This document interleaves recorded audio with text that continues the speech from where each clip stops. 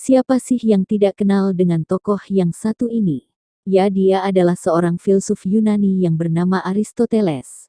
Aristoteles lahir 384 sebelum Masehi di Stagira, Chalcidice meninggal 322 sebelum Masehi di umur 61 atau 62.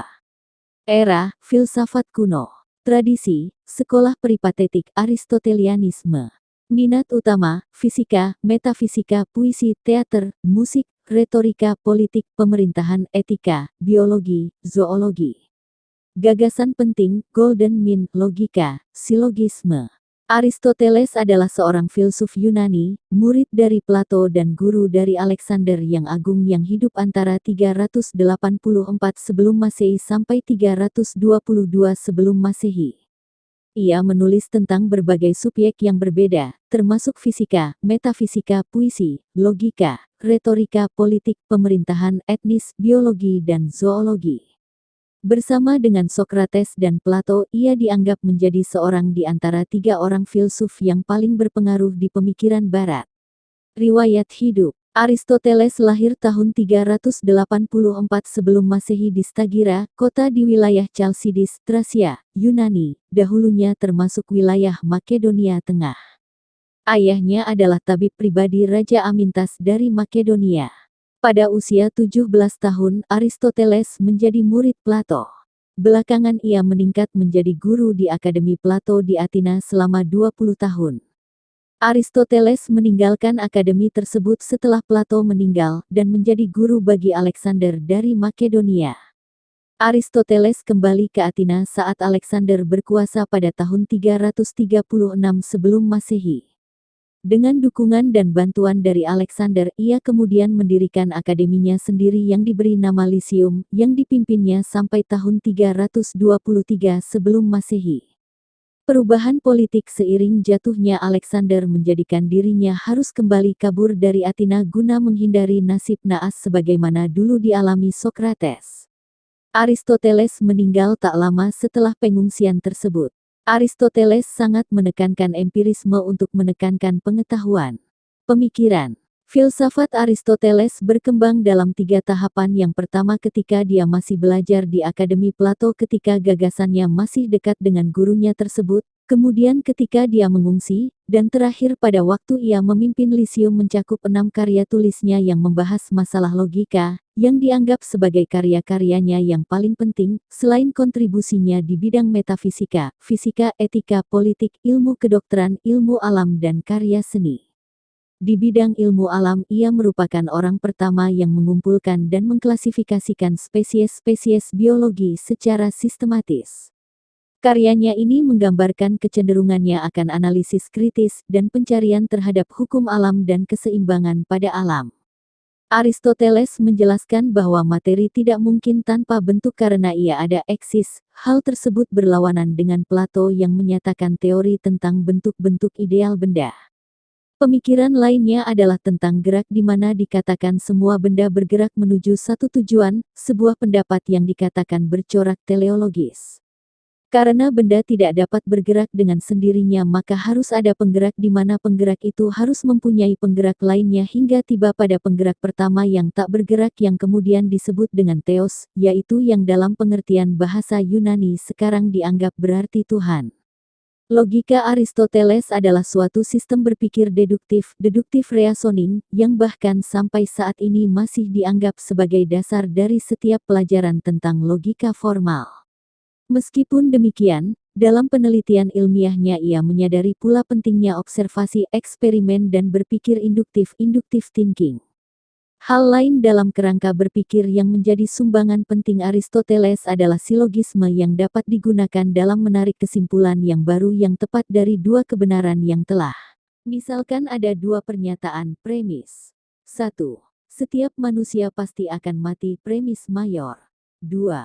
Socrates adalah manusia premis minor. Maka dapat ditarik kesimpulan bahwa Socrates pasti akan mati. Di bidang politik, Aristoteles percaya bahwa bentuk politik yang ideal adalah gabungan dari bentuk demokrasi dan monarki. Karena luasnya lingkup karya-karya dari Aristoteles, maka dapatlah ia dianggap berkontribusi dengan skala ensiklopedis, di mana kontribusinya melingkupi bidang-bidang yang sangat beragam sekali seperti fisika, astronomi, biologi, psikologi, metafisika, misalnya studi tentang prinsip-prinsip awal mula dan ide-ide dasar tentang alam, logika formal, etika politik, dan bahkan teori retorika dan puisi. Di bidang seni, Aristoteles memuat pandangannya tentang keindahan dalam buku Putike.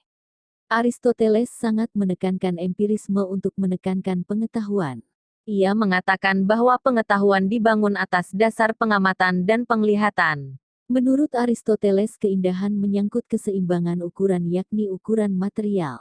Menurut Aristoteles, sebuah karya seni adalah sebuah perwujudan artistik yang merupakan hasil katarsis disertai dengan estetika. Katarsis adalah pengungkapan kumpulan Perasaan yang dicurahkan keluar. Kumpulan perasaan itu disertai dorongan normatif. Dorongan normatif yang dimaksud adalah dorongan yang akhirnya memberi wujud khusus pada perasaan tersebut. Wujud itu ditiru dari apa yang ada di dalam kenyataan. Aristoteles juga mendefinisikan pengertian sejarah, yaitu sejarah merupakan satu sistem yang meneliti suatu kejadian sejak awal dan tersusun dalam bentuk kronologi. Pada masa yang sama, menurut beliau juga sejarah adalah peristiwa-peristiwa masa lalu yang mempunyai catatan, rekod-rekod atau bukti-bukti yang konkret. Pengaruh. Meskipun sebagian besar ilmu pengetahuan yang dikembangkannya terasa lebih merupakan penjelasan dari hal-hal yang masuk akal, common sense explanation, banyak teori-teorinya yang bertahan bahkan hampir selama 2000 tahun lamanya. Hal ini terjadi karena teori-teori tersebut dianggap masuk akal dan sesuai dengan pemikiran masyarakat pada umumnya, meskipun kemudian ternyata bahwa teori-teori tersebut salah total karena didasarkan pada asumsi-asumsi yang keliru. Dapat dikatakan bahwa pemikiran Aristoteles sangat berpengaruh pada pemikiran Barat dan pemikiran keagamaan lain pada umumnya. Penyelarasan pemikiran Aristoteles dengan teologi Kristiani dilakukan oleh Santo Thomas Aquinas di abad ke-13 dengan teologi Yahudi oleh Maimonides tahun 1135 sampai tahun 1204 dan dengan teologi Islam oleh Ibnu Rushd tahun 1126 sampai tahun 1198. Bagi manusia abad pertengahan, Aristoteles tidak saja dianggap sebagai sumber yang otoritatif terhadap logika dan metafisika, melainkan juga dianggap sebagai sumber utama dari ilmu pengetahuan atau the master of those who know, sebagaimana yang kemudian dikatakan oleh Dante Alighieri. Ringkasan pemikiran Aristoteles. Hidup bijaksana merupakan hidup menurut rasio sebagai praksis keutamaan untuk mencapai kebahagiaan. Kebahagiaan itu bersifat objektif, yaitu hidup yang bermutu dan bernilai yang dibimbing oleh akal budi, bukan sekedar nafsu kesenangan belaka. Hidup bijaksana berarti juga memperjuangkan kebahagiaan, keadaan di mana jiwa tidak memerlukan hal material lagi.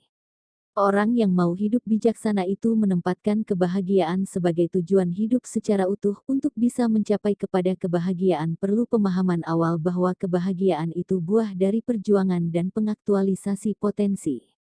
Kebahagiaan dialami ketika orang dengan ketetapan hati memperjuangkan nilai luhur.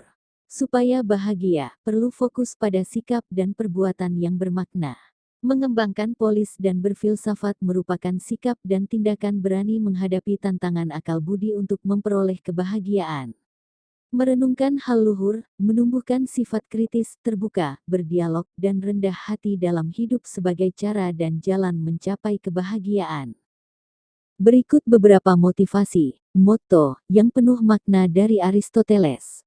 Kebaikan terbesar merupakan kebaikan yang sangat berguna bagi orang lain. Saya memperhitungkan dia lebih berani ketika dapat mengatasi keinginannya daripada dia yang mengatasi musuhnya. Energi pikiran adalah esensi kehidupan. Semua tindakan manusia terjadi berdasarkan satu atau lebih dari 7 sebab ini: kesempatan, alamiah, paksaan, kebiasaan, alasan, semangat, dan keinginan. Kekuatan pikiran adalah dasar hidup. Ekspresikan dirimu seperti orang biasa, tetapi berpikirlah seperti orang bijak, atau berpikirlah seperti orang bijak tetapi bicaralah seperti orang biasa. Manusia harus mempunyai harta secukupnya, supaya hidupnya terpelihara. Persahabatan adalah alat terbaik untuk mencapai kebahagiaan. Nikmat tercapainya segala kebutuhan-kebutuhan diri, tercapainya apa yang kita cita-citakan, terlaksananya apa yang dipikirkan, sudah sampainya suatu kecenderungan. Tantangan terbesar kita bukanlah tantang yang ada di depan mata, melainkan yang ada di pikiran kita. Demikian video singkat biografi Aristoteles dan beberapa motivasi dari Aristoteles. Jangan lupa subscribe, like, dan dukung channel ini agar berkembang untuk menjadi yang lebih baik lagi. See you next time.